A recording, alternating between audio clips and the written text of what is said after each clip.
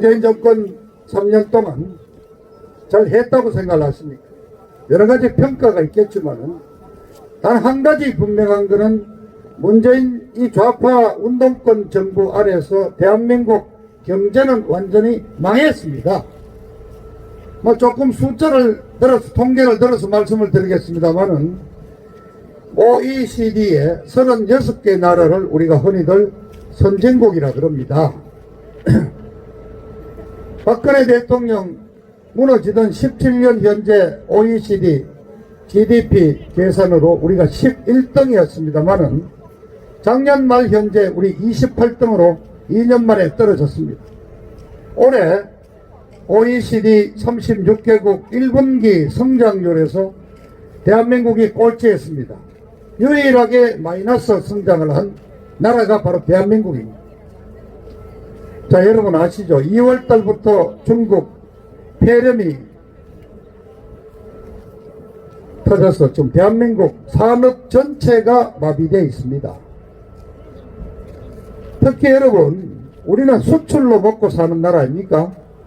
근데 지금 이 중국인 입국 금지라든가 초기에 봉쇄 조치를 잘 못해가지고 지금 180여 개 국가로부터 우리가 지금 입국 제한이나 입국 금지를 아예 듣고 있지 않습니까? 아니 수출 상담을 할 직원이 외국에 가지를 못하는데 수출이 되겠습니까? 올해 대한민국 경제 완전히 작살났습니다.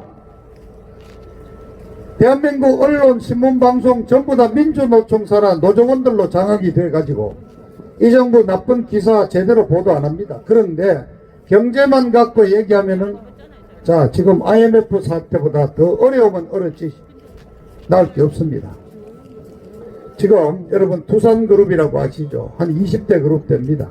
두산그룹을 비롯해서 대한민국의 20대 그룹, 30대 그룹들 구조조정하고 있습니다. 말이 구조조정이지 실제는 정리해고입니다. 직원 잘라내고 있습니다. 삼성전자나 LG전자, 롯데 같은 10대 그룹은 그래도 괜찮나 그러지만 아닙니다. 신규 채용 전부 중단하거나 보류시켰습니다. 특히 현대산업, 현대자동차 같은 경우는 수출, 이 중국 배련 때문에 유럽 수출이 막혀가지고 올해 완전히 회사가 지금 적자로 돌았습니다.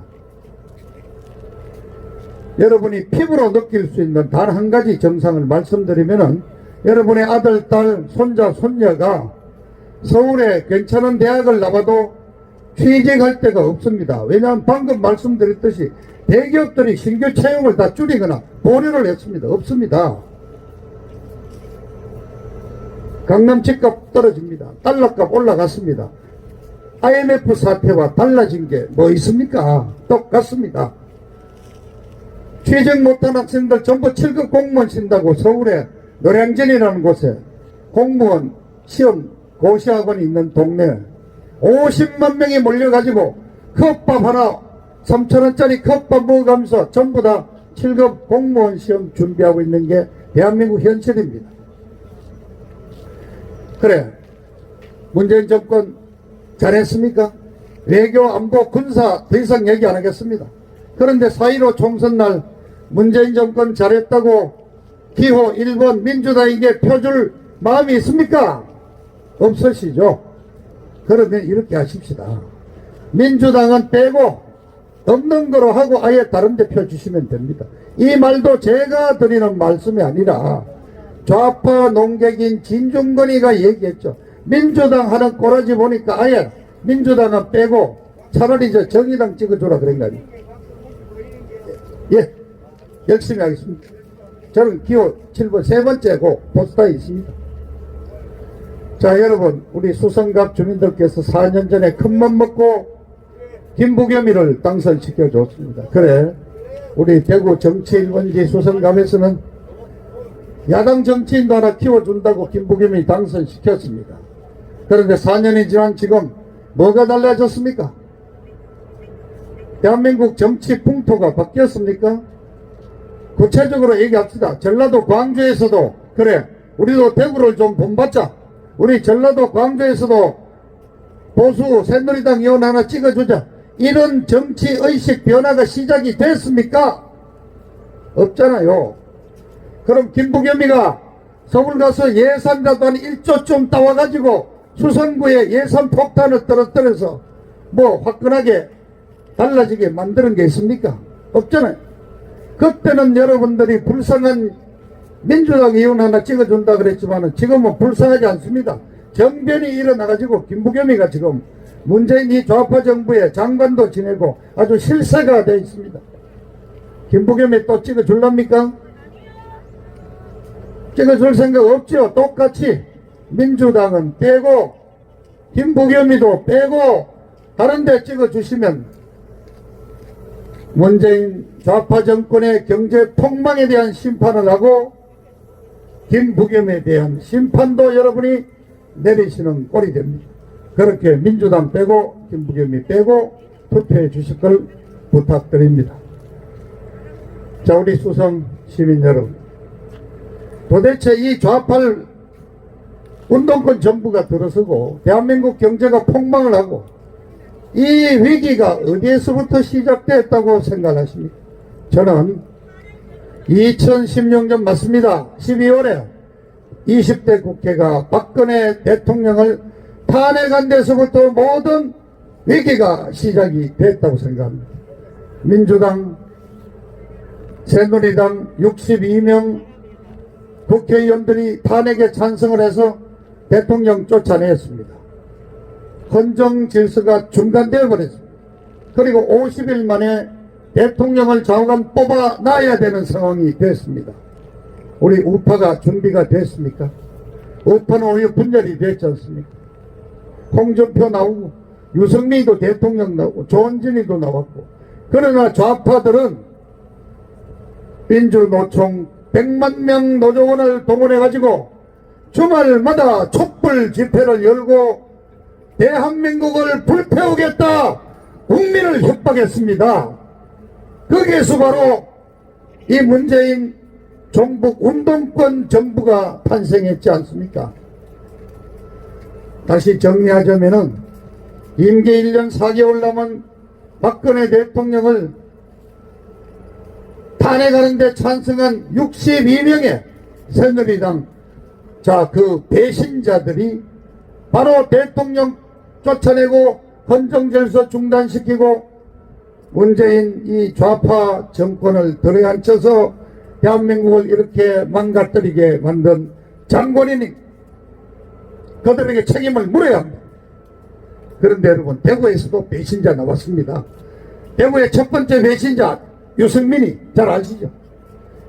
그자는 대표 시절에 박근혜 대표 비서실장까지 지낸 자가 결국 탄핵에 앞장서고 대통령 등에 칼을 꽂았습니다. 그래도 일만의 양심은 있었는지 이번에는 불출마 선언하고 코빼기도 안 보임 처박혀 있네요. 그래도 두 번째 대구의 배신자 바로 조여입니다. 아니, 제가 대구에 내려와서 선거운동을 지금 하고 있는데요, 조영희가 탄핵 배신자인 줄을 여러분이 모르고 계시더라고요. 이자가 얼마나 교활합니까? 유승민이 등 뒤에 숨어가지고 탄핵과는 멀쩡한 척 얼굴 내대고 있으니까 여러분들이 쏘간 겁니다.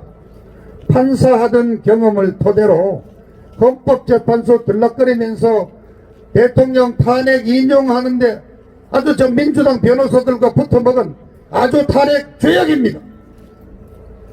저 그자를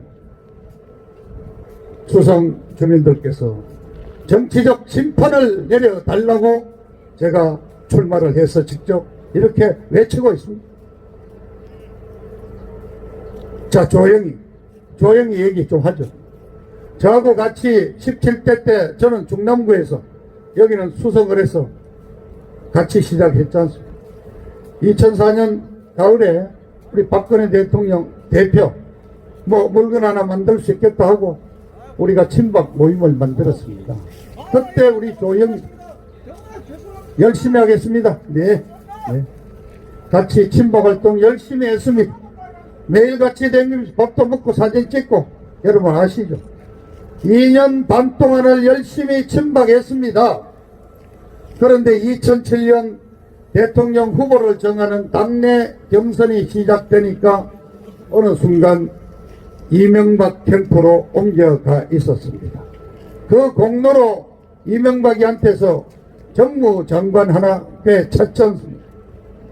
그런데 지금 이명박이도 구속이 돼 있는데 이 조영이가 면회라도 한번 갔겠습니까, 여러분? 자, 대통령 탄핵했습니다. 유승민이 따라 탄핵하고 탈당해서 바른정당에 가서 원내 대표도 지내고 당대표 대행도 지냈습니다. 2017년 11월 달에 복당이 시작됐습니다. 유승민이는 밖에 있는데 이번에는 김무성이 따라서 1차로 자유한국당 복당했습니다. 한 달 전에 여러분 3월 6일자로 20대 국회 막판에 국민 개헌 발안이라는 원포인트 개헌안이 김무성이 발의로 나왔습니다. 그런데 이 국민 개헌 발안의 아이디어를 내고 서명을 받아서 발의시킨 주역이 바로 조영입니다. 자, 박근혜 따라다니다가 이명박이한테 넘어가서 장관하고 탄핵하고 유승민이 따라다니다가 자유한국당 실세라는 김무성이 따라가서 요번에 공천도 수성을에서는 떨어졌죠. 다시 수성갑으로 살아나는 삿가닥질을 잘하는 친구입니다. 자, 이런 자를 가리켜서 언론이 뭐라 그럽니까? 뭔가 이득이 있는 데만 찾아다니고 양재만 찾아다니는 기회주의자. 철학도 없고 영혼도 없고 소신도 없고 이동만 찾아다니는 철새 정치인다 그럽니다. 자, 이자가 수성갑에서 또 당선되면은 오선 의원으로 대구 경북의 우리 보수 세력의 정치 최고 지도자가 됩니다. 여러분, 조영이 또 찍어 줄랍니까? 대구 경북의 최다선 의원 만들어 줄랍니까? 탄핵 배신하고 부끄러운 줄 모르고 돌아다니는 조영이 아직 나이도 젊습니다. 제 말씀 간곡히 드립니다. 나이 이제 얼마 60년생. 요번에 표 주지 마시고 요번에 떨어져서 반성도 좀 하고 세상 어떻게 돌아가는지 세상이 그렇게 쉽지 않다는 거 좀 알 수 있도록 여러분 한번 시련을 주세요. 그렇게 하는 게 더 큰 인물로 키웁니다. 이 친구 재산 관리 잘했습니다. 자, 이것도 제가 비방했다면 바로 고발됐겠죠. 사실만 말씀드립니다.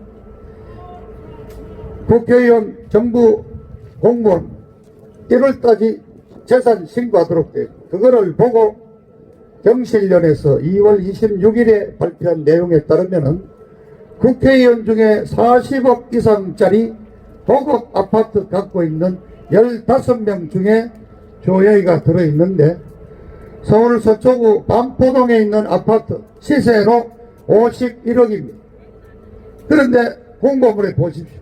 부부 합산 재산 34억 신고했습니다. 저도 서울서 살았어요. 잡니다. 51억짜리 아파트가 얼마나 좋은지 들어가 본 적이 없어 모르겠습니다. 젊은 친구 돈도 많이 벌어놨어. 한번 반성할 기회를 주십시오. 이번에는 조영이도 빼고 너도 제껴놓고 1번 김부겸이 빼고 조영이도 한번 그런 기회를 주셔서 더 큰 인물로 여러분 길러주시기를 부탁드립니다. 이번에 대구 공천 엉망이 됐지 않습니까? 오죽하면 당대표를 지낸 홍준표가 그래 공천 떨어져서 무소속으로 출마했겠습니다. 대구에 지금 무소속이 몇 명이 나왔습니까? 어르신들. 공천이 개판이 됐어. 아무나 내리 꽂으면은 여당할 때는 1번, 야당할 때는 무조건 2번만 찍어 주시니까 아무나 내리 꽂았어. 지금 이렇게 됐습니다. 여러분, 이번만큼은 정말입니다. 당 보고 찍지 말고 인물 보고 한번 찍어 주십시오. 우리 지역에 누가 나왔는지 몇 명 안 됩니다. 공고물도 보시고 포스터도 한번 봐 주십시오. 저 곽성문이는 한나라당 국회의원 했지 않습니까? 2012년에 박근혜 대통령 만드는데 힘을 보탰어. 그래서 방송광고공사 사장 자리도 저도 하나 받았어. 자유한국당 당적 갖고 있었지만은 이번에 미래통합당이 만들어지고 공천하는 거 보면서 이건 더 이상 보수 정당이 아니다 해서 탈당하고 저 친박 신당을 3월 9일자로 홍문종이하고 만들어서 제가 내려왔습니다.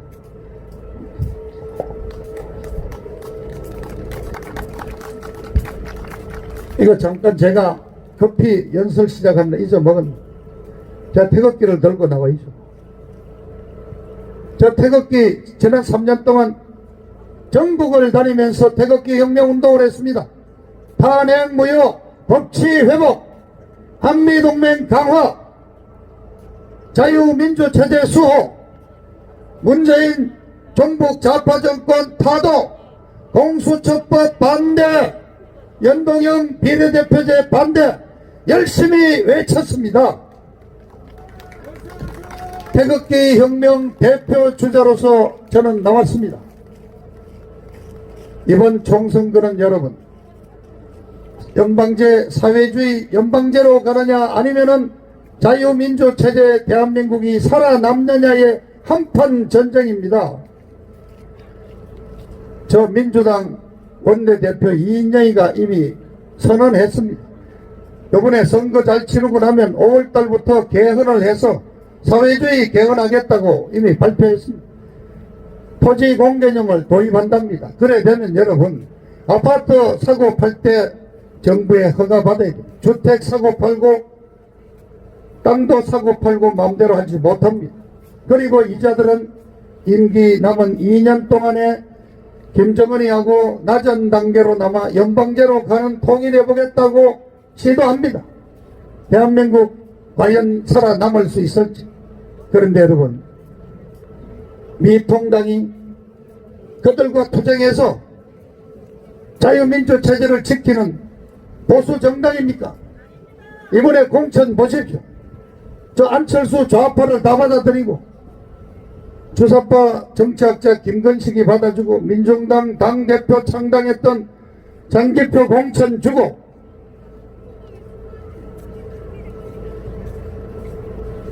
조영이 방금 말씀드린 조영이처럼 자유민주체제에 대한 소신과 철학이 없는 그냥 기회주의자 웰빙주의자들을 가득 채워놓은 미통당이 대한민국을 지켜줄 것 같습니까 여러분? 태극기를 걸고 약속드립니다. 당당하게 하겠습니다. 한미동맹 강화를 토대로 해서 대한민국의 안보를 지키겠습니다. 그리고 저 문재인 빨갱이 정권에 맞서서 당당히 투쟁하겠습니다. 사회주의 개헌 업무, 연방제 통일 업무를 몸으로 저지하고 자유민주주의 시장경제 대한민국을 지키겠다는 약속을 태극기를 걸고 약속드립니다.